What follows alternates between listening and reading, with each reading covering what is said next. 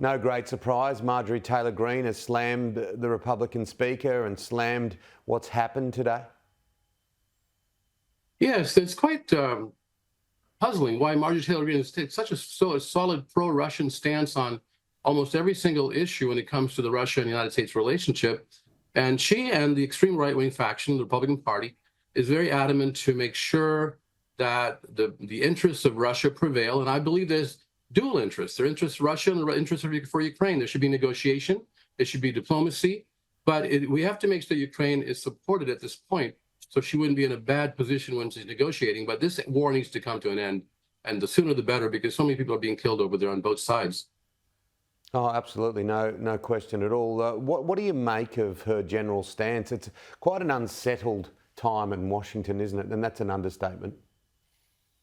It's definitely an understatement, Tim, because we haven't seen the world in this horrendous condition in many, many decades, and maybe not ever quite like this in the modern era. And there are so many different conflicts going on at the same time, taking the attention of President Biden and other people in the federal government to be able to keep everything afloat and not have it spiral out of control. You know, you can really have what Barbara Tuchman instructed us in her beautiful book, a very important one, The Guns of August, I believe, about World War I, that these kinds of wars can start with unintentional consequences, with miscalculation.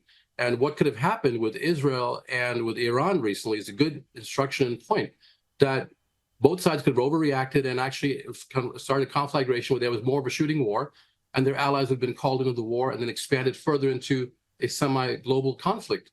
That could easily have happened. So we have to really keep a handle on this and always use diplomacy in addition to strength in order to bring and keep peace.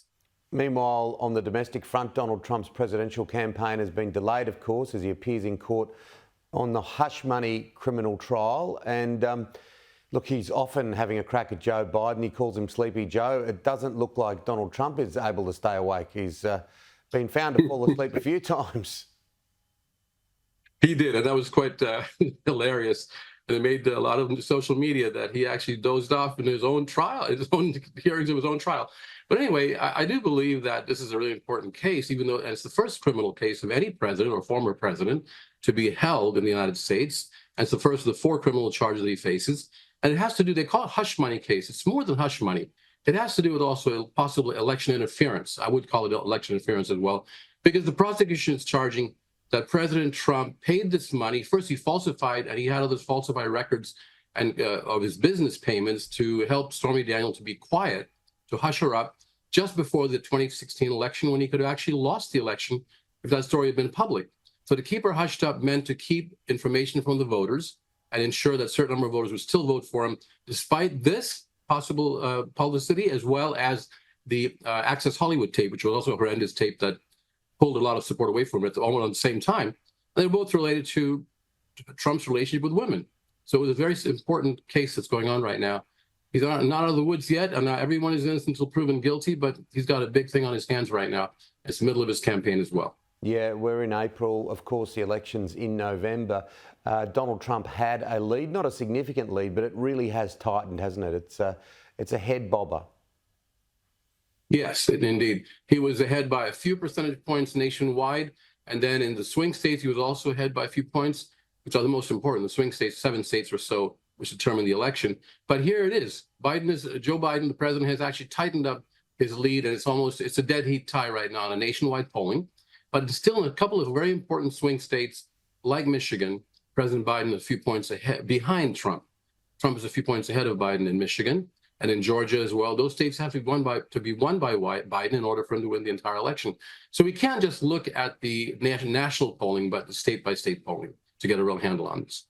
And the economic situation, it looks reasonably good, doesn't it, for the United States, despite some of those saying that we're going to head for a cliff? Yes, Tim, it looks good on a macroeconomic level, on a statistical level. For example, unemployment is quite low, inflation is quite low, but when it comes to everyday people's lives, for example, buying a dozen eggs have gone up by 50% since before the pandemic. But people's income, the minimum wage income, has only gone up by 17%. So people are finding they have to spend more of their money to buy less and less, even today, even despite the numbers that look good on a macroeconomic level. And to economists, it doesn't translate into people's personal experiences every day. And that's why Biden is having a difficult time climbing out and getting ahead of everyone, and especially Trump I'm talking about. So the economy affects people on a personal level as well as the macro level. You got to look at both. Oh, absolutely. And look, there's about 55 subjects we didn't even touch on. It's that kind of news cycle right at the moment. Peter, it's always good to talk. We'll do it again. Okay. Thank you, Jim.